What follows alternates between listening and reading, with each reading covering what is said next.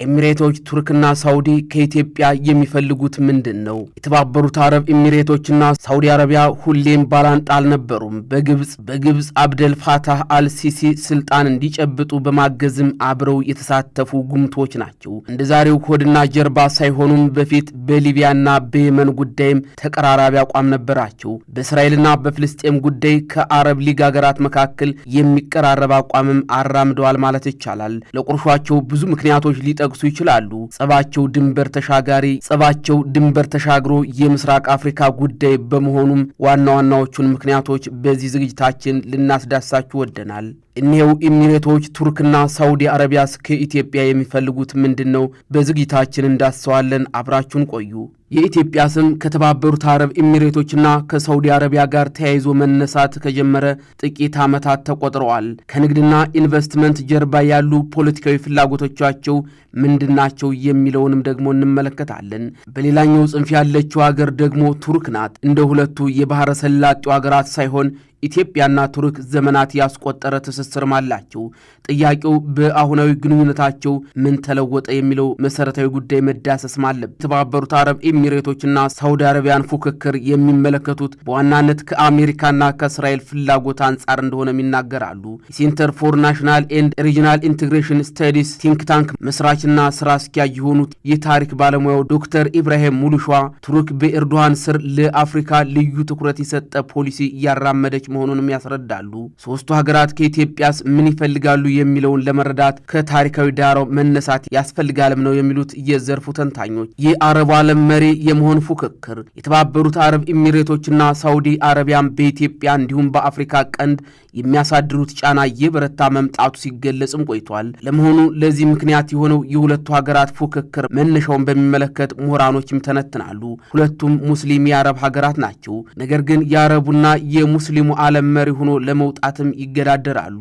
ዶክተር ሙከሪም እንደሚናገሩትም በተለይ ልዑል አልጋ ወራሽ መሐመድ ቢን ሳልማን ከመጡ በኋላ የመሪነት ሚናን ለመውሰድ ፉክክሩ በርትቷል። ሳውዲ በእስልምና ቅዱስ ስፍራ የሆኑት የመካና መዲና መገኛ እንደመሆኗ የሙስሊሙን ዓለም የሚወክለው እኔ ነኝ የሚል እምነትም አላት ነው የሚሉት። ኤሚሬቶች ይህንን ለመገዳደር በቂ ሃይማኖታዊና ታሪካዊ መነሻ ስለሌላቸው ፊታቸውን ጠንካራ የንግድ ማዕከል ወደ መሆንም አዙረዋል። በዋነኛነት በሳይንስና ቴክኖሎጂ እንዲሁም በግንባታ ዘርፍም ቀዳሚ ተወዳዳሪ ሀገር እየሆነች ነው። የተባበሩት አረብ ኤሚሬቶች ከአውሮፓ፣ ከአሜሪካ፣ ከቻይናና ከህንድ ትልልቅ ኩባንያዎችን በመሳብም ራሷን ስታሳድግ፣ በአንጻሩ ሳውዲ አረቢያም ይህን ማሳካት እንዳልተቻላትም ምሁራኖች ይናገራሉ። ሃይማኖት ላይ ከተመረኮዘ የመሪነት ጥያቄ ጋር ተያይዘው የሚመጡ የፖለቲካና የምጣኔ ሀብት ጉዳዮች እንዳሉም መረሳት የለበትም። የተባበሩት አረብ ኤሚሬቶች ከቅርብ ጊዜ ወዲህም በአገልግሎት ዘርፍ ላይ ያተኮረ ምጣኔ ሀብት እየገነባች ነው። ጠንካራ የንግድ እንቅስቃሴ የሚካሄድባት ዱባይም ለዚህ ጥሩ ማሳያ ናት። ሳውዲ አረቢያ ደግሞ የነዳጅ ሀብት የፈጠረላት አቅምም አለ። ከነዳጅ ሽያጭ በሚገኘው ሀብትም ዘመናዊ የጦር መሳሪያዎችን ከአውሮፓና ከአሜሪካ በመግዛት ራሷን እያጠነከረች እንደሆነም የዘርፉ ባለሙያዎች ይገልጻሉ። ከዚህ አንጻር የተባበሩት አረብ ኤሚሬቶች እምብዛም ጠንካራም አይደሉም። የውድድር መንፈስ በጊዜ ሂደት እየጠነከረ ወደ ባላንጣነት መጣ የሚሉት ምሁራኑም የተባበሩት አረብ ኤሚሬቶችና ሳውዲ አረቢያ ፉክክሩ ከመሪዎቻቸው እንደሚጀምርም ይገልጻሉ። የሁለቱ መሐሙዶች የለውጥ ተምሳሌት የመሆን ፉክክርስ ምንድን ነው? የሳውዲ አረቢያ ልዑል አልጋ ወራሽ መሐመድ ቢን ሳልማንና የተባበሩት አረብ ኤሚሬቶች ፕሬዚዳንት ሼህ መሐመድ ቢን ዛይድ አልናህያን ሪፎርሚስት ሆነው መታየትም ይፈልጋሉ። ሁለቱም ሀገራት በንጉሳዊ ቤተሰብ ነው የሚተዳደሩት። ከወግ አጥባቂነት በመውጣት ረገድ ሁለቱም መሪዎች የአረቡ ዓለም ተምሳሌት መሆን እንደሚፈልጉም ነው የዘርፉ ባለሙያዎች የሚናገሩት። በምሳሌነት ሲያክሉም ሴቶች መኪና እንዲያሽከረክሩ በመፍቀድ እንዲሁም የምዕራቡን ዓለም ድምፃውያን በመጋበዝ መሐመድ ቢን ሰልማን ለለውጥ ዝግጁ መሆናቸውንም ለማሳየት ይሞክራሉ። ሼህ መሐመድ ቢን ዛይድ አልናህያን በዚህ ውድድር መበለጥ አይፈልጉም። በሁለቱም መሪዎች መካከል ያለው የግል ፉክክር ላይ ሌሎችም ዓለም አቀፍ ጉዳዮችም ታክለውበታል። ሪፎርሚስት ነን የሚሉት ሁለቱ መሪዎች ልዩነታቸው ተቋማዊና አገራዊ ቅርጽ ወይም መልክ እየያዘ መጥቷል። ሁለቱ መሐመዶች ከፍተኛ የሆነ መናናቅና ጥላቻም አላቸው። ግላዊ ጠባቸውንም ተቋማዊ አድርገውታልም ይላሉ ምሁራኖች። ከግለ ግለሰብ ፉክክር ተነስቶ አገራዊ መልክ የያዘውን ልዩነት ወደ ኢትዮጵያና ወደ አፍሪካ ቀንድ ማምጥተውታል ማለት ይቻላል። የባህረ ሰላጤው ሀገራት ፍላጎት በአብይ ዘመን ሲታይም የአረብ ሀገራት ሚና ጎልቶ መታየት የጀመረው ከጠቅላይ ሚኒስትር አብይ አህመድ ወደ ስልጣን መምጣት በኋላ እንደሆነም ይነገራል። ኤሚሬቶችና ሳውዲ በኢትዮጵያ በተለያዩ ዘርፎችም በቢሊዮን ዶላር የሚቆጠር ኢንቨስትመንት አላቸው። ጠቅላይ ሚኒስትር አብይ ስልጣን መያዛቸውን ተከትሎም የተባበሩት አረብ ኤሚሬቶች ወደ 3 ቢሊዮን ዶላር ገዳማም በኢትዮጵያ ላይ ማውጣታለች። የኢትዮጵያና የተባበሩት አረብ ኤሚሬቶችን ግንኙነትን በሁለት ምዕራፎች ከፍለው ያዩታል ምሁራኖች። በተለይም ከአውሮፓውያኑ 2018 በፊትና በኋላ በሚል ማለት ነው። በንግድና ኢንቨስትመንት፣ በልማት ድጋፍ፣ በግንባታ፣ በኢነርጂ፣ በሰብአዊ ድጋፍና ሌሎችም ዘርፎች ከ2018 በፊት የነበራቸው ሚና ውስን ነበር። በሀገራት መካከል የሚፈጠር የፖለቲካም ይሁን የምጣኔ ሀብት ትስስር ከትንሽ ተነስቶ እንደሚያድግ በመጥቀስም የኢትዮጵያና የኤሚሬቶች ግንኙነት ግን ለውጡ ድንገት የመሆኑ ጥርጥር የለውም፣ የእድገት ደረጃውን አላሳየም ሲሉም ባለሙያዎቹም ይገልጹታል። ለማነጻጸሪያነት ቱርክን ብንወስድም በሁለቱ ሀገራት መካከል ያለው የምጣኔ ሀብትና የፖለቲካ ግንኙነት እድገት ወይም ለውጥ ሊተነበይ የሚችል እንደሆነም ያስረዳሉ። ቱርክን ካነሳን አይቀር ከባህረ ሰላጤው ሀገራት በተለየ ሁኔታ ከኢትዮጵያ ጋር ያላትን ትስስርም መመልከት ይቻላል። የቱርክ ጸረ ቅኝ ግዛት ፍላጎት ይመስል ይሆን? የቱርክና የኢትዮጵያ ግንኙነት በ16ኛው ክፍለ ዘመን የኦቶማን መንግስት ወደ ምስራቅ አፍሪካ ከመምጣቱ ጋር ይያያዛል። ቱርኮች ለዘመናት በቀይ ባህር አካባቢ ነበሩ። ዘመናዊት ኢትዮጵያ ከተመሰረተች በኋላ ቱርክ በአፍሪካ ከሰሃራ በታች የመጀመሪያውን ኤምባሲ በአዲስ አበባ በአውሮፓውያኑ በ1926 መክፈቷ የግንኙነታቸውን ጥንካሬ ያሳያል ነው የሚሉት። በሶሻሊዝም መሩ ደርግ የተቀዛቀዘው ግንኙነት በኢህዴግ ዘመን ዳግመኛ አንሰራርቷል። ምሁራኖች እንደሚያክሉትም በቱርክ ገዢው ፓርቲ ኤኬ ስልጣን ከያዘ በኋላ ለሀገሪቱ እድገት ሲባል በሌሎች ሀገራት ኢንቨስት ወደ ማድረግም ተገብቷል። ከነዚህ ሀገራት አንዷ ደግሞ ኢትዮጵያ ናት። ቱርክ በኢትዮጵያ ያላት ኢንቨስትመንት ወደ 2.5 ቢሊዮን ዶላር ገዳማ እንደሚገመትም ይነገራል። ከ200 በላይ በሚደርሱ የቱርክ ፋብሪካዎች ውስጥም ወደ 20 ሺህ የሚሆኑ ኢትዮጵያውያንም ተቀጥረው ይሰራሉ። የሁለቱ ሀገራት ግንኙነት ግን ከንግድና ኢንቨስትመንት ባሻገርም ወታደራዊ ትብብርም ያካትታል። የዘርፉ ባለሙያዎች የሚጠቅሱትም በትግራይ ጦርነት ወቅት ቱርክ የሰው አልባ አውሮፕላኖች ወይም ድሮኖች ለፌዴራል መንግስት መስጠቷንም አንዱ ማሳያ ስለመሆኑ ያነሳሉ። ቱርኮች የአውሮፓ አካል እንዳልሆኑ ከመቁጠራቸው በተጨማሪም ጸረ ቅኝ ግዛት እንቅስቃሴ እንደሚያራምዱ መግለጻቸውን ይጠቅሳሉ። ይህም ቢያንስ በሀሳብ ደረጃ ቱርክና ኢትዮጵያ በእኩልነት ላይ የተመሰረተ አጋርነት እንዲኖራቸውም የሚያስችል ነው ይላሉ።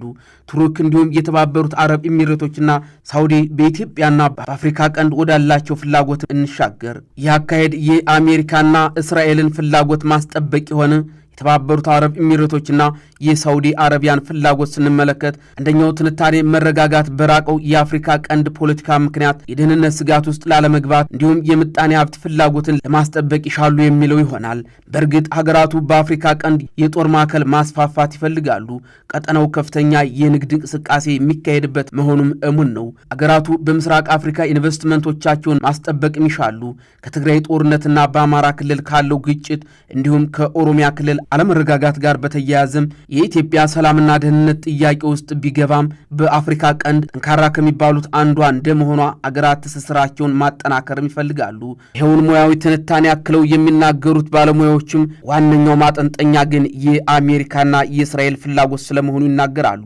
ፕሬዚዳንት ዶናልድ ትራምፕ ለሁለተኛ ጊዜ ስልጣን ከያዙ በኋላም የአሜሪካና የአፍሪካ ትስስር እየላላ መጥቷል። ስለዚህም የአሜሪካን ፍላጎት በሌሎች ሀገራት በኩል የማስፈጸም ሙከራዎችም ይስተዋላሉ። የአፍሪካ ቀንድ ስነ ምድራዊ አቀማመጥ ቀጠናውን ለመቃኘት እንዲሁም ራስን ከአደጋ ለመከላከል ሁነኛ በመሆኑ የአረቡ ሀገራት ፍላጎት ማሳደራቸው ምክንያታዊ መሆኑንም ባለሙያዎች ያስረዳሉ።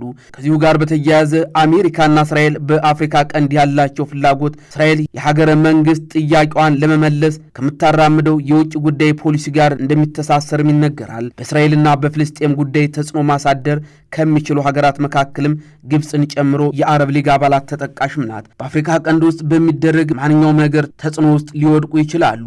ስለዚህም አሜሪካና እስራኤል የተባበሩት አረብ ኤሚሬቶችንም ይደግፋሉ በማለት ያስረዳሉ የዘርፉ ተንታኞች። ሳውዲ አረቢያ በአንጻሩ ከአሜሪካና ከእስራኤል ጋር ያላት ግንኙነት መቀዛቀዝ እየታየበት ነው። የተባበሩት አረብ ኤሚሬቶችን የእስራኤል መንግስት ተላላኪ ስትልም ትነቅፋለች።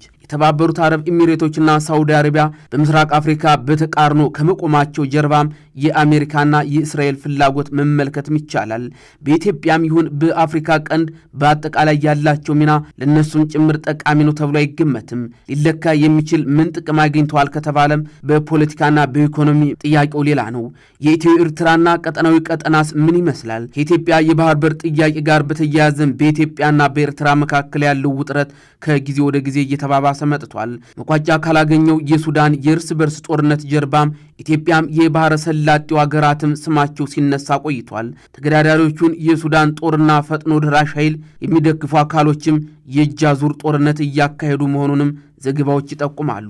ኢትዮጵያ ከሶማሌላንድ ጋር የተፈራረመችው የመግባቢያ ሰነድ ሌላ በቀጠናው ውጥረት የጫረ ክስተትም ነው።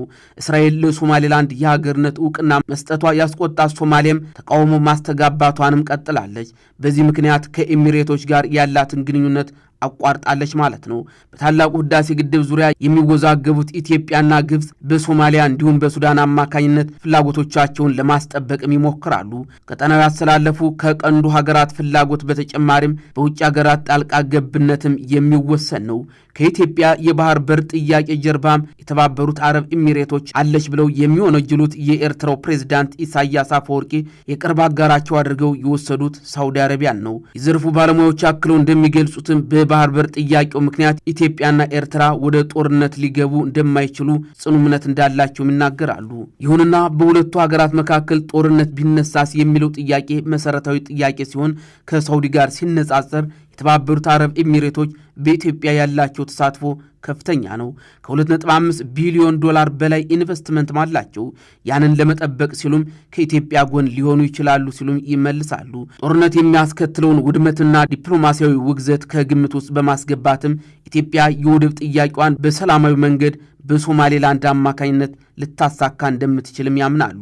በእርግጥ ኢትዮጵያ ለሶማሌላንድ አገርነት ዕውቅና ብትሰጥ ከሶማሊያና ከቱርክ ጋር ውዝግብ መፈጠሩም አይቀሬ ነው። ቱርክ ለአፍሪካ የተለየ ትኩረት መስጠት በመጀመሯም ከኢትዮጵያ ጋር ያላትን ግንኙነት አጠናክራ መቀጠሏንም ያነሳሉ።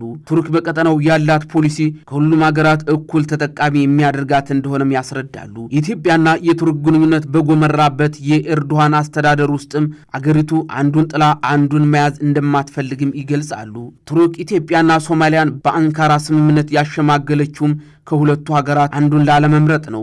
ቱርክ ማስተላለፍ የምትፈልገው መልእክትም ኢትዮጵያን በቀላሉ አንለቅም፣ የኢትዮጵያ ፍላጎት የእኛም ፍላጎት ነው የሚል እንደሆነም የዘርፉ ባለሙያ